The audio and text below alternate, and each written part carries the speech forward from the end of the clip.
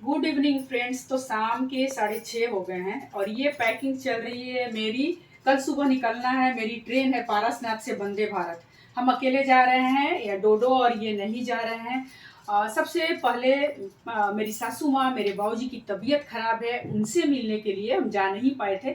और उसके बाद जय छठी मैया, छठ पूजा हो रही है। मेरे ससुराल में छठ नहीं होता है, मायके में होता है, नहीं तो फिर दीदी के यहाँ हो रहा है इस बार। तो वो भी अटेंड करेंगे 25 साल में, शायद दूसरी बार शादी के बाद, नहीं तो हमेशा यहीं बिताए हैं छठ पूजा में। तो इस बार बुलावा आया है माता रानी का, सासू माँ के बहाने, बाबूजी के बहाने। तो एक बार जाना और सारा काम निपट जाएगा, और अभी नहीं जाएंगे तो फिर बहुत लेट हो जाएगा। मिलना बहुत ज़रूरी है। तो ये पैकिंग चल रही है, दिमाग खराब हो रहा है। कौन सा साड़ी जाके चेंज करना, सुबह नहा के कौन सा पहनना, मायके जाएंगे तो ससुराल से आएंगे तो कहाँ सूट कहाँ साड़ी, कौन सी साड़ी, जैसे सबके साथ में होता है। बहुत दिमाग खराब हो रहा है, और ऊपर से आयरन करना है क्योंकि हम आयरन करके रखते नहीं हैं। तो चलिए बस दिमाग लगा लिए हैं। सूट का थोड़ा सा बाकी है लफड़ा कि कौन सा कब पहनेंगे, चेंज करेंगे। वहाँ एक बार चले जाइए, उसके बाद सारा खत्म, टेंशन हो जाता है। लेकिन जब तक आप नहीं गए हैं तभी तक कपड़ों का टेंशन है, और भी हमको अकेले जाना है, तब ये हाल है। तो कुछ भी पैकिंग नहीं हुआ है, दिमाग थोड़ा लगा लीजिए, करते हैं फटाफट पैकिंग करते हैं। और कल सुबह फिर नहीं, ट्रेन से चिक चिक चिक चिक चिक चिक डोडो का मन नहीं हो रहा है कि हम जा रहे हैं। हमको भी छोड़ के जाने का नहीं मन कर रहा है, लेकिन मजबूरी है मेरी। तो डोडो और ये रहेंगे। डोडो खाना बनाएगी ना? हाँ, डोडो बनाएगी। सीखी है ना दाल बनाना, कल सिखाए हैं डोडो को।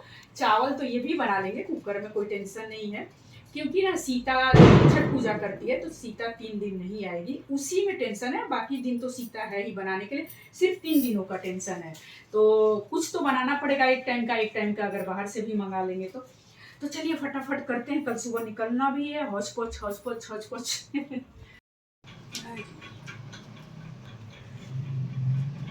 बेड का कबाड़ा बना हुआ है, ये कंबल में पी रहे हैं। अभी जो आयरन किया हुआ नहीं है, हम पेटीकोट पे भी आयरन करते हैं, नहीं तो हमको ना मतलब अनईजी लगता है।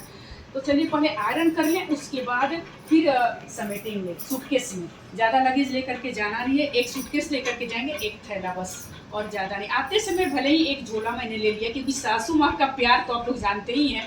पहले के ब्लॉग में मैंने नाना करते हुए भी, जबकि गाड़ी से नहीं जा रहे, फिर भी एक झोला रेडी हो जाएगा उनका। तो इसीलिए एक्स्ट्रा झोला लेकर के जा रहे हैं, जब लौटेंगे तब वो फुल होगा। अभी बस हैंडबैग और सूटकेस। तो चलिए फटाफट आयरन करते हैं। तो मेरी बहुत पुरानी आदत है ना, कभी हम आयरन करके मतलब कोई भी कपड़ा नहीं रखते हैं। कहीं भी जाना हो, कभी भी जाना हो तो आयरन करना शुरू करते हैं। तो इसमें क्या होता है ना कि कहीं जाना हो ना, तो पैकिंग से पहले बहुत सारा आयरन करना पड़ता है, क्योंकि ऐसे तो नहीं ले जा सकते हैं। तो यहाँ पे सूट साड़ी 2-3 जगह का करना है, तो सूट भी लेना होता है, साड़ी भी लेना होता है। तो पहले तो सारा आयरन करेंगे, उसके बाद सारा सूटकेस में भरेंगे। तो आपके पास कितना भी टाइम रहे ना, पैकिंग फाइनली एक दिन जाने के पहले ही लास्ट मोमेंट में ख़त्म होता है। और इस बार जाने का टाइम ऐसा फिक्स हुआ था कि दिवाली के बाद ही जाना था। तो दिवाली के पहले जितनी खटाली होती है, उतना ही दिवाली के बाद भी सारा चीज़ जगह पे रखना, पूजा का सारा हटाना, अरेंज करना, सब कुछ बर्तन वगैरह पूजा का, सब लाइट्स, कैंडल, मोमबत्ती, सारा चीज़ जगह पे रखना होता है पोंछ पाछ करके।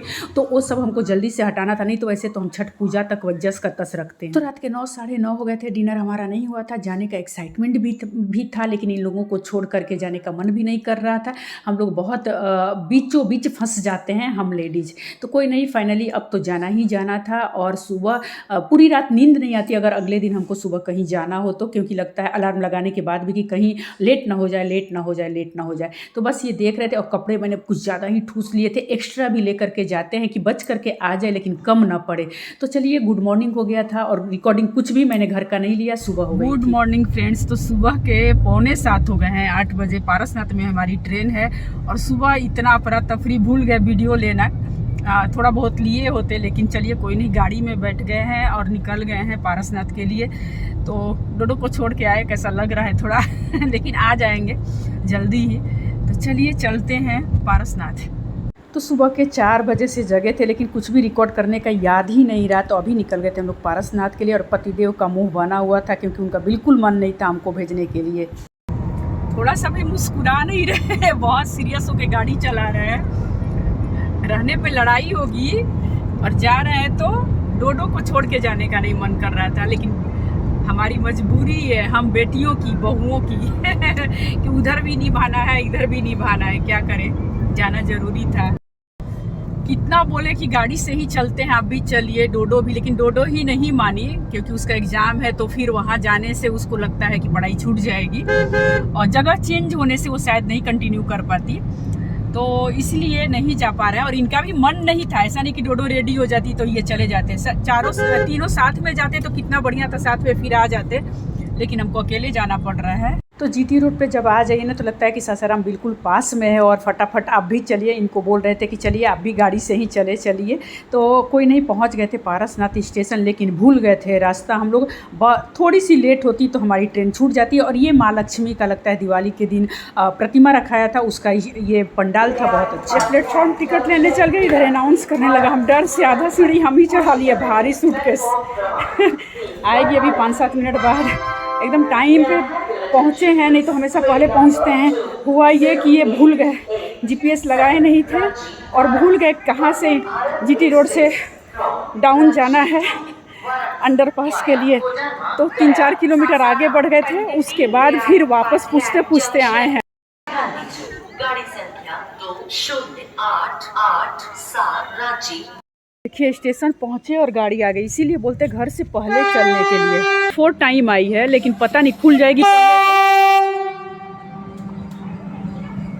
तो चलिए फाइनली बैठ गए थे अपनी सीट पे। सभी का ब्रेकफास्ट चल रहा था, सुबह के 8 बज गए थे और ट्रेन हमारी खुल चुकी थी पारसनाथ से, और यहाँ पे ब्रेकफास्ट मिल गया था। आपको बताएं कि घोटाला केवल टिकट काटने के समय कोई ऑप्शन नहीं आ रहा था कि हमको ट्रेन का खाना बिल्कुल पसंद नहीं है, चाहे वो नाश्ता हो खाना हो, हमको नहीं लेना था, लेकिन ऑप्शन ही नहीं आ रहा था कि हम लोग ये नो फूड कर पाएँ। तो चलिए कोई नहीं, मजबूरी में थोड़ा सा नाश्ता मैंने किया, चाय मंगाया, चाय पिया और केला देखकर जय छठी मैया की याद आ गई और बाकी सब भर लिया थैले में। सीट हमारा बहुत गड़बड़ मिला था, लास्ट टाइम में लिया था, इसलिए शायद वॉशरूम के पास मिल गया था। जब भी डोर खुल रहा था बहुत ज़्यादा स्टिंक कर रहा था। और यहाँ पे जो देख रहे हैं ना, हमेशा वही लिखा हुआ, वंदे भारत का सिस्टम पहले से थोड़ा सा डाउन हो गया, थोड़ा सा क्या बहुत ज़्यादा ही डाउन हो गया है। पहले दरवाजे बंद हो रहे हैं, अभी कौन सा स्टेशन आने वाला हो सब अनाउंस होता था, लेकिन अभी बिल्कुल ख़त्म हो गया है वो सब सिस्टम।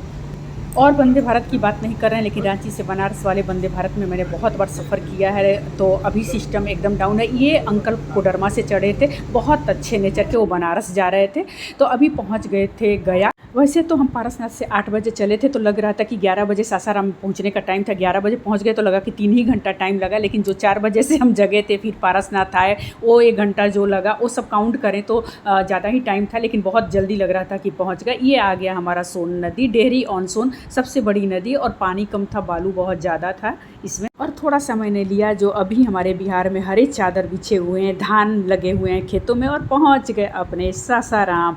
और अपने जगह जमी पे आइए ना, मतलब मातृभूमि पे आइए तो कितना अच्छा लगता है ना, लगता है कि सब कुछ अपना है। बहुत बदल गया है सासाराम, लेकिन फिर भी अपनापन बहुत होता है। जहाँ आपकी मातृभूमि है, कर्मभूमि है, जहाँ आप पैदा हुए, पढ़े लिखे, बचपन बीता है, वहाँ से वो लगाव की बात ही कुछ और होती है, चाहे वो अपना गाँव हो, चाहे वो अपना शहर हो। तो बहुत डेवलपमेंट है और इतना ज़्यादा बड़ा बन गया है, 7-8 प्लेटफॉर्म है, तो बहुत ज़्यादा यहाँ लिफ्ट भी लग गया है। ओम प्रकाश जी वही बता रहे, मीना के हस्बैंड यानी कि मेरी बहन के हस्बैंड हमको लेने आए थे, तो ये बोल रहे हैं कि लिफ्ट भी लग गया है। तो सही बात है, अच्छा लगता है, डेवलपमेंट अगर हो तो बहुत सुकून मिलता है। और ये रेलवे स्टेशन के दोनों साइड से जा सकते हैं हम अपने ससुराल, लेकिन इस बार ओम प्रकाश जी गोरक्षणी तरफ से आए थे और हम भूल गए थे कि हमको मधु पर्क से मिठाई लेना है, क्योंकि मेरे ससुर जी को मधु पर्क की ही मिठाई अच्छी लगती है। तो फिर हम लोग इस साइड से निकले। गोरक्षणी जिधर हम +2 में ISC में ट्यूशन करने आते थे, तो सब कुछ चेंज हो गया है, बदल गया, लेकिन जगह तो वही है। तो बहुत लगाव है इस जगह से भी, बहुत पढ़ाई किए, सुबह आना और शाम तक ट्यूशन करके जाना, 3-4 सब्जेक्ट का ट्यूशन, साइंस था इसलिए। तो फिर अपोजिट हम लोग को आना पड़ा धर्मशाला पे मधु पर्क का मिठाई लेने के लिए, लेकिन बहुत जाम, छठ पूजा के चलते बहुत जाम था। रसगुल्ला ख़त्म हो गया क्या मधु पर्क पे? का जी रसगुल्ला जा तब का बा? ये सासाराम का फेमस मधु पर्क का मिठाई का दुकान है। स्टेशन उधर से गोरक्षणी होते हुए यहाँ आए कि इनकी मिठाई बहुत फेमस है, बहुत अच्छा होता है टेस्ट में। तो वाइट रसगुल्ला नहीं है, मेरे ससुर जी को वाइट रसगुल्ला बहुत पसंद है। तो एक चमचम जो मिठाई होता है ना, लंबा रसगुल्ला ही लंबा वाला, कम रस होता है, सूखा टाइप का होता है, तो वो बोले 1 kg लेने के लिए। तो बहुत जाम है, छठ पूजा के चलते भी बहुत भीड़ है। और सासाराम में वैसे भी थोड़ा मतलब जाम ज़्यादा रहता है और भीड़ भी बहुत रहती है। तो अभी पिकअप टाइम है ना, दोपहर का टाइम है, तो चलो टाइम से पहुंच गए हैं सासाराम और अच्छा लग रहा है। डोडो को फ़ोन किए और इनको फ़ोन किए, बता दिए कि पहुंच गए। सुबह वहाँ 4 बजे सुबह में जगह हैं, पारसनाथ आने में 45 मिनट आज भूल गए थे, थोड़ा ज़्यादा टाइम लग गया, एकदम टाइम पे स्टेशन पहुँचे। नहीं थोड़ी देर होती तो ट्रेन हमारी रुक जाती, बिफोर टाइम थी लेकिन टाइम से खुली। और उसके बाद 11 बजे सासाराम में, तो लगता है कितना जल्दी पहुंच गए। डोडो बोल रहे बहुत जल्दी पहुंच गए, लेकिन वो 4 बजे सुबह से जो तैयारी चलती है उसको काउंट करें तो टाइम तो लगता ही है। फिर पारसनाथ आने में 1 घंटा, तो उसको काउंट करेंगे तो लगेगा। तो बस ट्रेन में बैठने के बाद 11 बजे पहुंच गए सासाराम। कभी इन सड़कों पे हम लोग खूब मार्केट करने, और कॉलेज तो इधर नहीं है हमारा, लेकिन मार्केटिंग करने खूब आए हैं। तो याद आता है आने के बाद में कि पूरा बदल गया है, रोड वही है, जगह वही है, लेकिन ये दुकानें सब, होटल सब बदल गया, लगता है नया सासाराम है। और सही में डेवलपमेंट बहुत ज़्यादा हुआ है सासाराम में। स्टेशन तो गजब का मतलब डेवलप हुआ है, बहुत ज़्यादा, लगता है किसी मेट्रो शहर का स्टेशन है, रेलवे स्टेशन। के ना मिली इतना केला सासाराम में, एकदम भंडार, फल फूल सब्जी का। देखिए कितना केला बा, माने ये तो कम दिख रहा है। और ही का बाजी हो, अच्छा बड़ा वाला नींबू ना, छठ पूजा खातिर के। तो चलिए पहुंच गए अपने ससुराल की गलियों में, और सर पे आंचल मैंने ले लिया है। ये है रेड वाला हाई स्कूल, ये राइट साइड वाला पिंक वाला मिडिल स्कूल, और ये है हमारी ससुराल की गलियां। हाई स्कूल के पीछे है हमारा कॉलेज, जहाँ से मैंने +2 किया था। और इसी रोड में आगे चल के मेरा 10th तक का स्कूल, जहाँ से मैंने स्कूल किया था, और बीच में पड़ता है मेरा ससुराल। तो चलिए पहुँच गए थे अपने ससुराल, दोपहर का टाइम था, लंच हमारा रेडी होगा, इंतज़ार कर रहा होगा। तो फटाफट लंच करेंगे, उसके बाद आराम करेंगे, और आगे का आगे अपने ससुराल का ब्लॉग दिखाएंगे, ज़रूर देखिएगा। और ये देखिए पीला वाला मेरा ससुराल है, ये देखिए। उतर गए थे यहाँ पर, अभी किसी को पता नहीं चल रहा था क्योंकि गाड़ी का हॉर्न नहीं बजा था। अपनी गाड़ी से आते तो सबको मेरे गाड़ी का हॉर्न पता है, सभी अंदर थे।